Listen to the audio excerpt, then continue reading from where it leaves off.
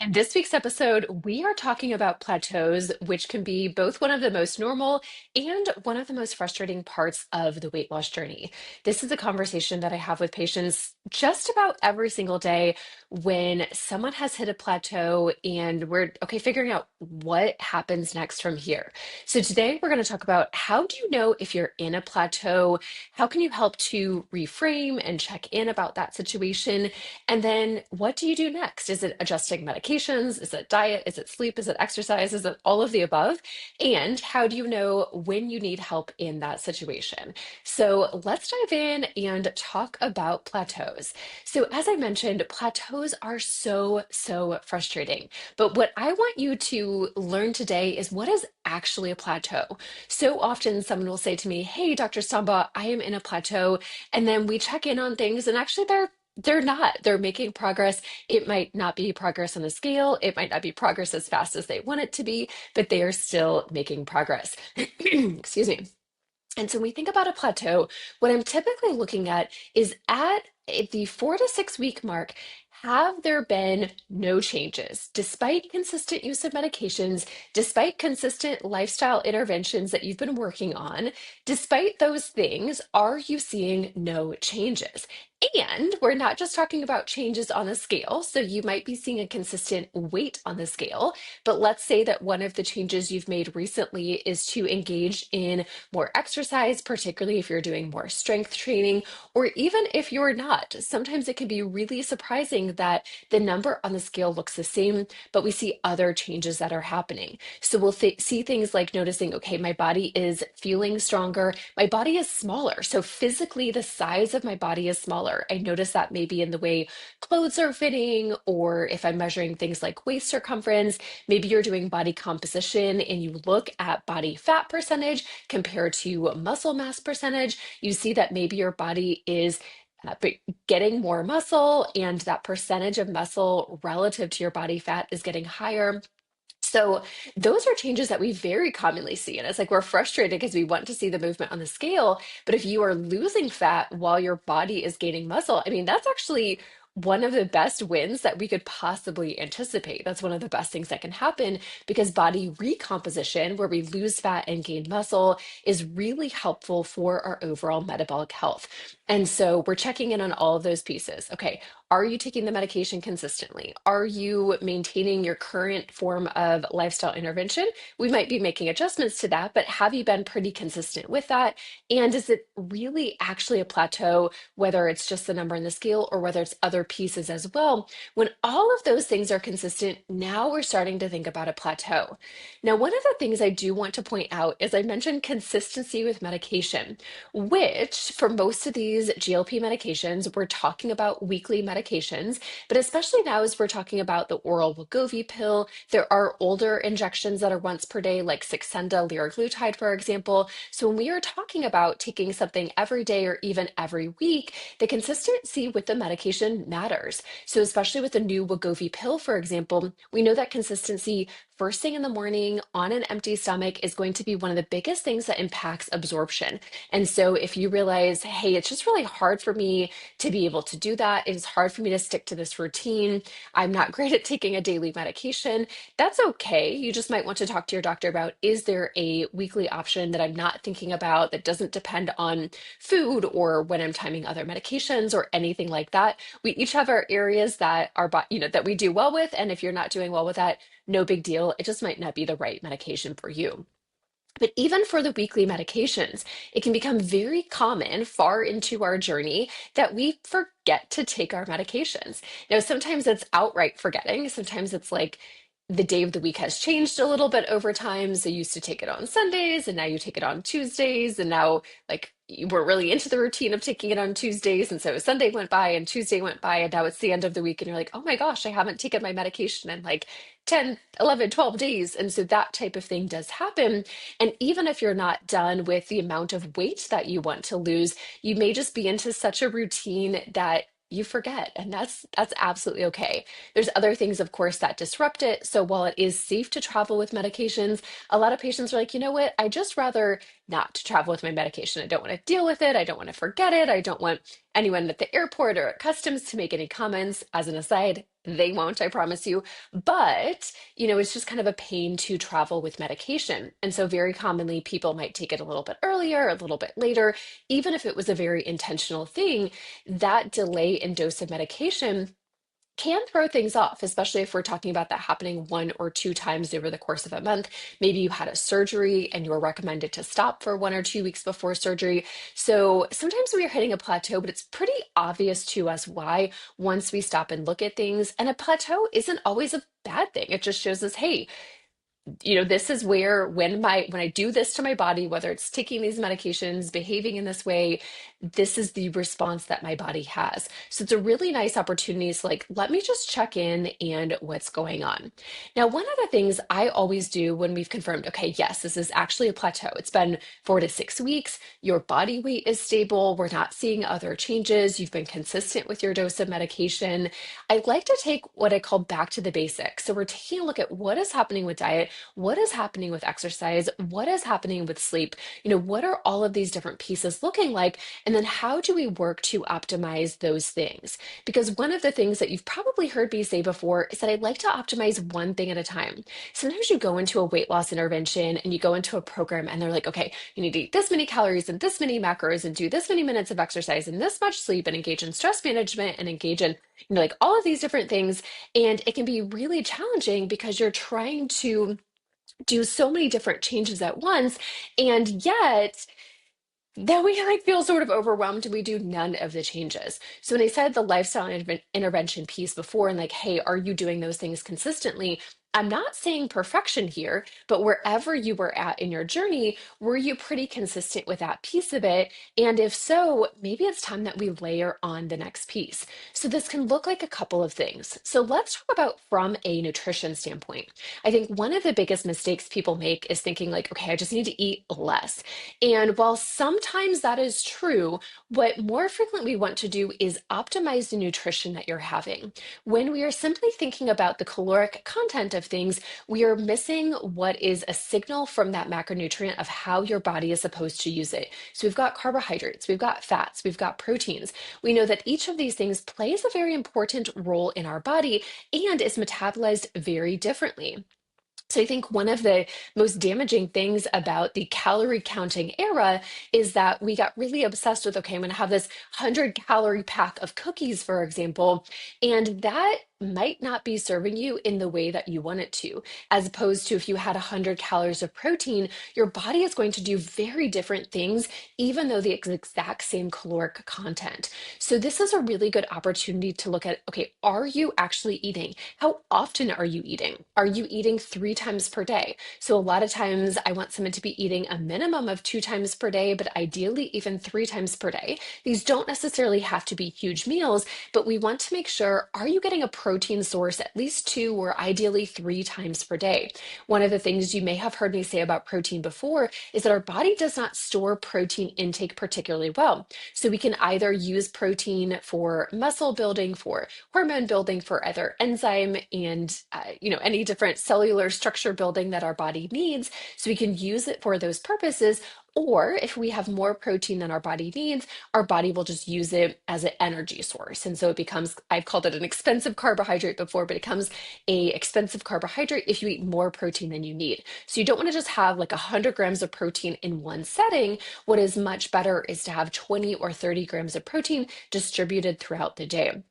So we're checking in. Are you consistently getting 20 or 30 grams of protein distributed throughout the day? At least 3 times per day, you want to be getting that.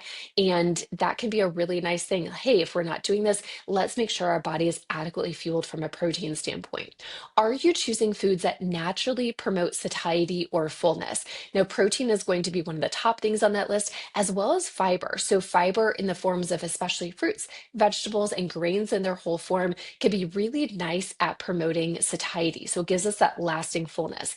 When we partner protein and fiber together, especially, that is magic. That allows us to be in a situation where our body gets full relatively quickly and can stay full for longer periods of time and provide us with that lasting satiety. Fats are also helpful for satiety. We do want to be mindful of fats though, because they're just very calorically dense. And so we don't want to have huge servings of fats in and of themselves because they provide this really energy rich source of nutrition, which is a good thing in some ways, but we want to make sure that we're not overdoing it. So mindlessly eating things like nuts, for example, putting a lot of olive oil in our salad dressing, like these are all fine things to do. You just want to be mindful of, the quantity of those things because fats are very calorically dense.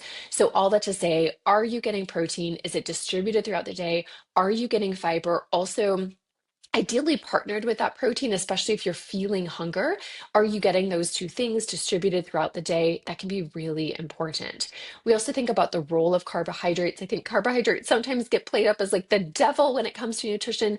Carbohydrates are incredibly important. When we choose carbohydrates, we ideally want to be choosing really fiber-rich ones. So those fruits, those vegetables, those grains in their whole form. If you're having a lot of simple or processed carbohydrates, that may be an area that you can make some adjustments.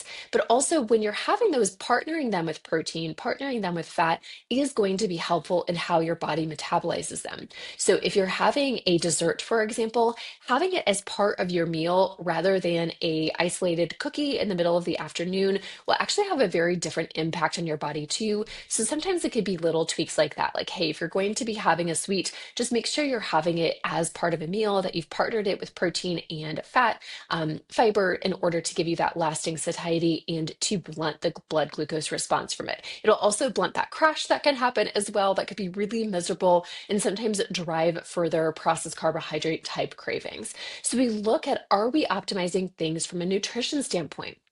We then want to look at, okay, what does movement look like right now? And we're thinking about cardiovascular movement. So things like walking, running, biking, dancing, rowing, any sort of like you're getting your heart rate up, you're sweating, that type of thing, as well as resistance training. And both of these things will be really important for us. When we think about movement on a day-to-day basis, checking in, okay, what do my steps look like right now? Am I getting 2,000, 4,000, 5,000 steps per day? Okay, is there something that I could nudge that up to be getting 6,000, 8,000, 10,000 steps per day? What does this look like on a typical day? And how do I help to nudge myself so that that just basal movement, so that day-to-day movement is nudged up a little bit? There is something to calories in versus calories out. It's not the entire picture, which is so frustrating when people assume that it is, but there is something to, hey, let's help our body to burn a little bit more energy. That can be helpful as well. So can we nudge up our daily basal movement is excellent. This can be things like, even you hear like parking further out in the parking lot, taking the stairs instead of the elevator. Those things actually make a difference, which is why there's been so much conversation around those in the past. Those things can add up in a really significant way. Getting up and pacing your room while you're thinking about something, doing a couple of squats or a couple of push-ups just to get your blood flowing can also be helpful. So those things can make a big difference. We also want to be thinking about resistance training. And as we talked about earlier, if you have layered this on, this can make changes where your body is lowering body fat mass, gaining muscle mass. You change that relationship between body fat mass percentage and muscle mass percentage. This is one of the best things you can do for your metabolic health. If you are not resistance training, sometimes a plateau can be a really nice time to bring that in. Now, it can be frustrating because you might see that there's pretty good scale stability, but you're looking for those non-scale victories then. So you're looking for change in waist circumference, change in the way clothing is fitting, the way your body feels in terms of strength and energy. But resistance training is a phenomenal tool. Ideally, getting 2 to 3 sessions of resistance training per week is going to help you to maintain your muscle, to put on muscle, and this can absolutely be a plateau buster. Now, with both of these things, when we're thinking about movement, we're thinking about nutrition, one of the things that I want you to make sure you're not doing is just like going all out, whether that means all out in terms of restriction, like, okay, I can't eat anything, I have to like overly restrict myself, or I'm not eating any calories, or all out in terms of exercise. Okay, I'm going to exercise an hour every day, or 2 hours, or 3 hours, or I'm going to get 15,000, 20,000 steps per day.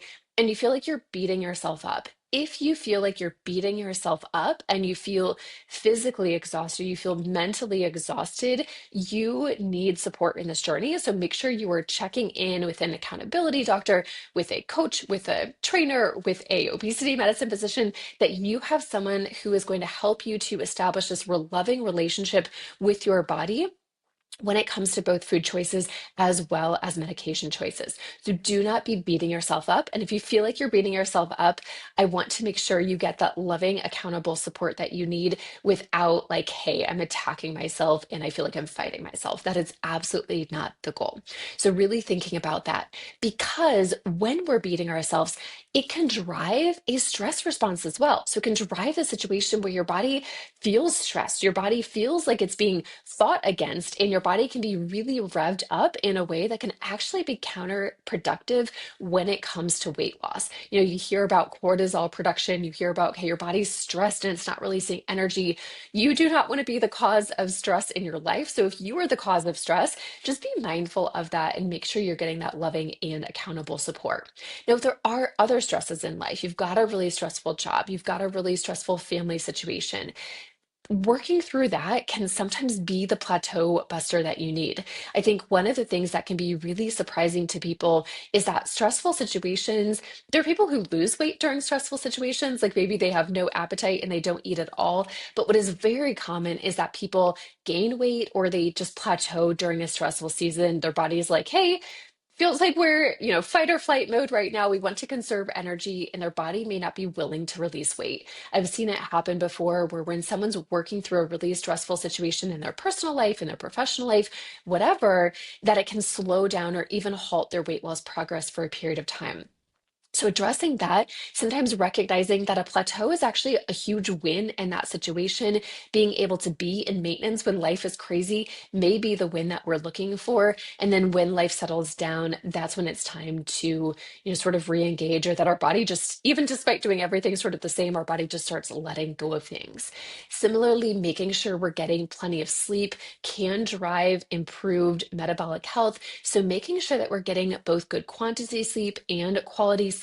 If you haven't been evaluated for things like sleep apnea, this is absolutely the time to do it. If you're not getting those hours in bed that you need to, getting into a wind down routine, this is absolutely something to be focused on. So you're thinking about all of these different pieces.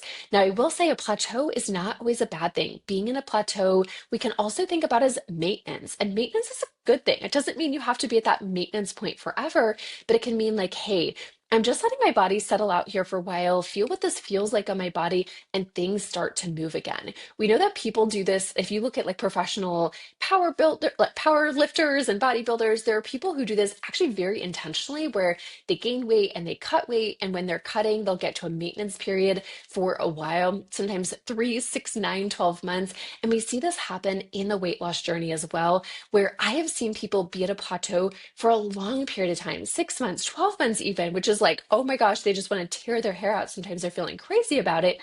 And all of a sudden their body just like gets sort of back into routine. So that can absolutely happen as well. And it's not a sign that anything has gone wrong.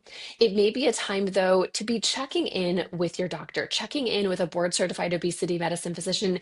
Do I need to be making adjustments in terms of medication, in terms of nutrition, in terms of exercise, evaluating other health conditions? If you are in Illinois, Tennessee, or Virginia, I would be so happy to support you in your weight journey. If you are in Charlottesville, Virginia, that is where I see patients in person. Outside of those states, find a board certified obesity medicine physician near you. Thank you so much for joining me for today's episode. We'll see you all next time.